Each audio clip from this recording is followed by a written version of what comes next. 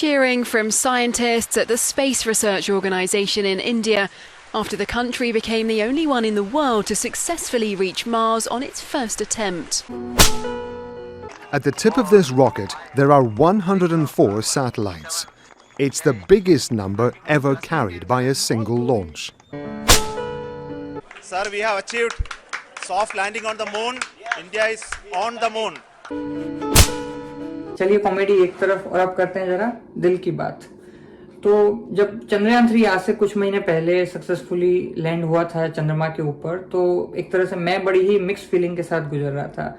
वो mix feeling कुछ इस वजह से कि एज एन इंडियन तो मैं बहुत ही प्राइड फील कर रहा था कि हम लोग वहां पहुंच गए, पर चूंकि बाय प्रोफेशन में साइंटिस्ट भी हूं तो मैं बड़ा एनवियस और बड़ा ही जेलसी काइंड ऑफ फील कर रहा था। और मैं सोच रहा था कि कैसे एक organization year after year, decade after decade constantly perform करता जा रहा है, कुछ ऐसे मिशन लॉन्च कर रहा है जिसकी वजह से इंडिया का वर्ल्ड वाइड नाम होता है, कुछ ऐसे प्रोडक्ट बनाता है जिससे कि पूरी ह्यूमैनिटी को फायदा होता है। और दूसरी तरफ एक तरह से साइंस एंड टेक्नोलॉजी की और भी स्ट्रीम्स हैं, जैसे कि मैं भी उस स्ट्रीम का पार्ट हूँ, एक तरह से प्रोटीन केमिस्ट हूँ मैं, और मेरे जैसे और भी लोग होंगे जो कि बायोलॉजिस्ट होंगे या केमिस्ट होंगे या कोर फिजिसिस्ट होंगे, मैथमेटिशियन होंगे।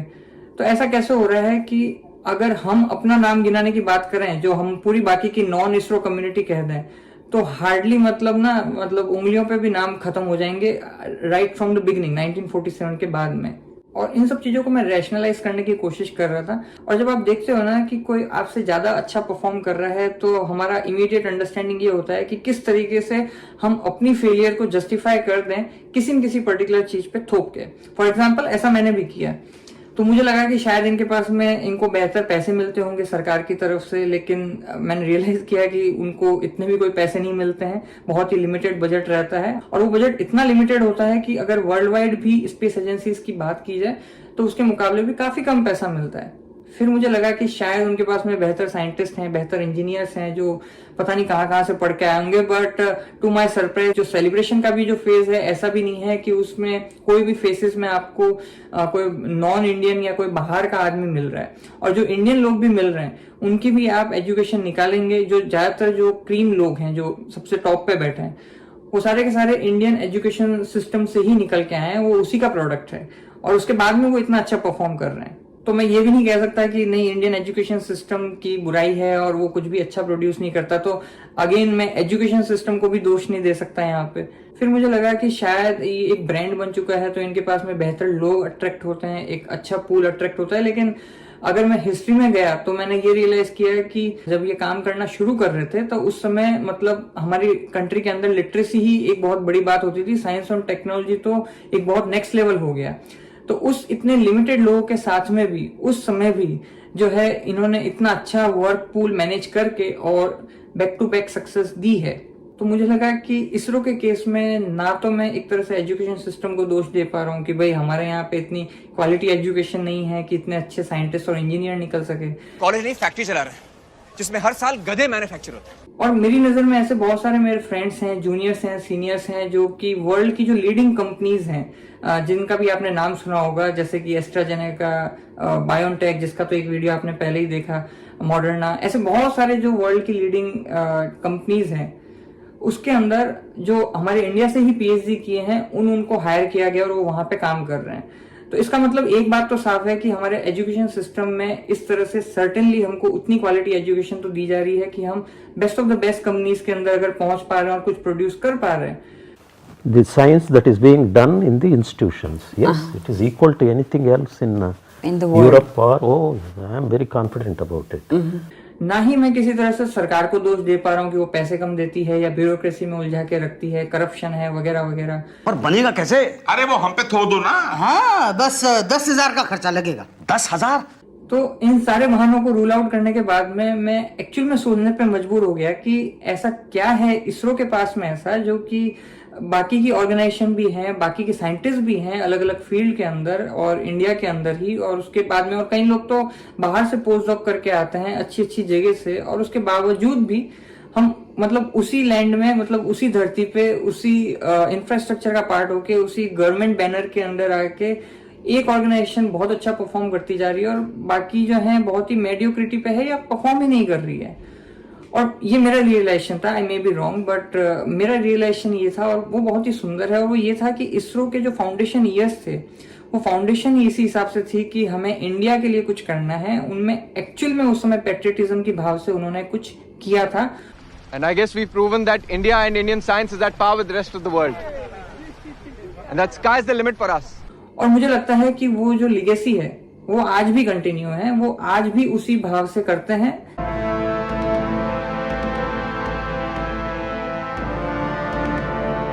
और यहां से एक और बहुत इंपॉर्टेंट बात निकल के आती है कि एक्चुअल में जो हम भी साइंस कर रहे हैं, जो कि नॉन इसरो वाले लोग हैं, यानी जो बायोलॉजिस्ट, फिजिसिस्ट, केमिस्ट वगैरह जो भी हो सकते हैं, तो क्या हमारे अंदर ये भाव है कि हम जो टैक्स पेयर का पैसा यूज कर रहे हैं और क्यों वो वापस किसी तरह से टैक्स पेयर के काम है।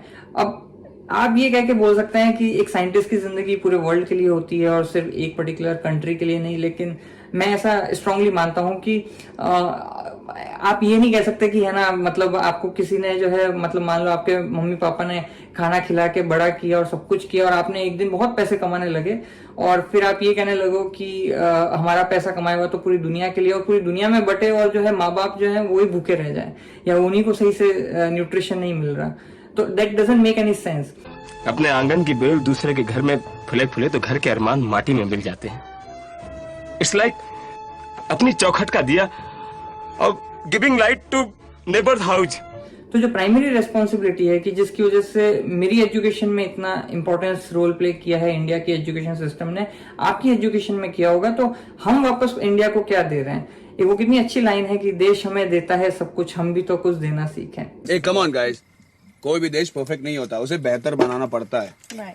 वो कितनी अच्छी बात है कि एक बार हिटलर ने मेजर ध्यानचंद को एक तरह से ऑफर किया, तेरे देश ने तुझे कुछ नहीं दिया, अभी भी तू सूबेदार है, जर्मनी आजा, जर्मनी से खेल ले, एयरफील्ड मार्शल बना दूंगा। बात ना सीधी देश पर आ गई थी, तभी मेजर ध्यानचंद बोलते हैं हिटलर को, साहब मिस्टर हिटलर, ये मेरी देश की जिम्मेदारी नहीं है मुझे आगे बढ़ाने की, बल्कि ये मेरी जिम्मेदारी है मेरे देश को आगे बढ़ाने की। ऐसे थे हमारे मेजर ध्यानचंद। और ज्यादातर साइंटिफिक कंट्रीब्यूशन का नाम लो तो बस एक वो होड़ लग रखी है कि भाई हम पेपर छाप रहे हैं, पेपर छाप रहे हैं, पेपर छाप रहे हैं। बंद करो हाथ जोड़ के। मैं अगर इनसे सच में पूछ लो कि मतलब देखने को लगेगा कि अरे कितना ज्यादा आउटपुट है, लेकिन ग्राउंड रियलिटी पे क्या जो है चेंज आ रहा है, क्या आउटकम हो रहा है, तो नील बट्टे सन्नाटा है। और ये अपने पेपर में ऐसे बड़े बड़े लिखेंगे कि भाई ये थेरेपी, एक पोटेंशियल थेरेपी हो सकती है इस पर्टिकुलर डिजीज की, कैंसर की, एल्जाइमर की, टीबी की, है ना, ये पर्टिकुलर मार्कर हो सकता है डायग्नोस्टिक वगैरह वगैरह, बड़े बड़े क्लेम करेंगे, लेकिन ग्राउंड रियलिटी पे आप देखोगे तो ऐसा कुछ भी नहीं है। If all progress reports are very good, we shouldn't have any research problems left. You take any area in biomedical research, problems are there only. और अगर इतना आपकी थेरेपी में आपको खुद लगता है कि दम है तो करो ना भाई, क्यों नहीं कर रहे। एक्चुअल में उसे आगे तक लेके जाओ ना, इंडस्ट्री के लेवल तक, और उसे करके दिखाओ उतना। फिर वहीं पे पेपर पे क्या रुक गया, क्योंकि पेपर छाप के बस ग्रांट लेना है, ग्रांट लेके अपनी दुकान चलानी है, ये सिस्टम बन गया है। ये भाषण देने का एक तरीका है, एक जुमला है।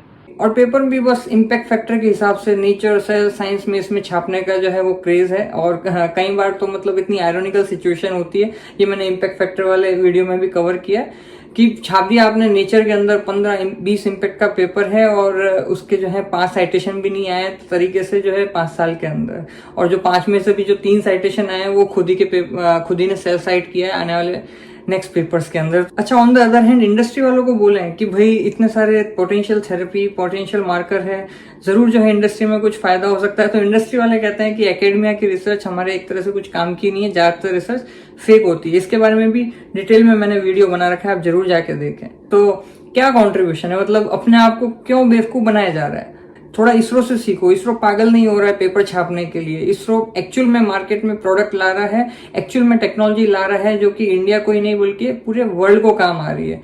तो कुछ तो सीखो यार, मतलब। और ये भाव मुझे लगता है कि एज अ साइंटिस्ट हमारे अंदर कितना है, ये हमें क्वेश्चन करने की जरूरत है कि हम एक्चुअल में क्या कुछ ऐसा कर रहे हैं कि जो टैक्स पेयर के जो पैसे से जिससे हमें स्कॉलरशिप मिलती है, या जितना हमारी वैल्यू एडिशन होता है लाइफ में और साइंटिफिक टेम्परामेंट में हर तरह से, तो क्या हम बस मतलब कुछ वापस देने में इंटरेस्टेड हैं, या फिर हम बस मतलब पहली फ्लाइट पकड़ के अलग अलग आना चाहते हैं बाहर और बस वहीं पे सेटल हो जाना चाहते हैं। और इसमें मैं भी आता हूँ क्योंकि मैं भी यहीं पे हूँ, तो ऑब्वियसली इसमें मैं कोई किसी पर्टिकुलर पर्सन को दोष नहीं दे रहा, इसमें सबसे पहले दोषी हूँ तो मुझे लगता है मैं खुद हूँ कि वापस मेरी तरफ से कंट्रीब्यूशन क्या है, that I need to ask myself. मैं कैसे कर रहा हूँ, एक तरीका तो मेरा हमेशा से रहा है कि वीडियो बना के मैं आप लोगों को एम्पावर कर पाऊँ, पर मैं रियल वर्ल्ड में भी साइंटिफिक लेवल पे भी कुछ ऐसा करके एम्पावर करना चाहता हूँ इंडिया को, जो कभी सही टाइम आएगा तो I will discuss about my plans कभी और। वक्त आने दे बता देंगे तुझे आसमां, हम अभी से क्या बताएं, क्या हमारे दिल में है। अब अगर आपकी साइंटिफिक ट्रेनिंग और एजुकेशन इंडिया से हुई है तो मैं आपसे पूछना चाहता हूँ कि आप किस तरह से वापस एम्पावर कर रहे हैं इंडिया को, इंडिया के लोगों को, मतलब ये सवाल आपको पूछना है। फैजल, कब खून खौलेगा रे तेरा? और फाइनली आपके दिल से आवाज आ सके कि चंद्रयान, मंगलयान सबका बदला लेगा तेरा फैजल। सो मेरा नाम है प्रियंक, आप देख रहे थे बीइंग साइंटिस्ट। जय विज्ञान।